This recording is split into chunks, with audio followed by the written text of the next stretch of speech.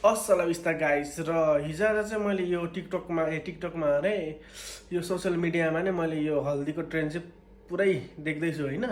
So त्यही भएर why not me, maybe एक ट्राई करता हो, त्यही भएर चाहिँ म पनि एउटा ट्राई गरौँ भनेर चाहिँ एउटा भिडियो म ल्याउँदैछु, यो हल्दीको भिडियो होइन।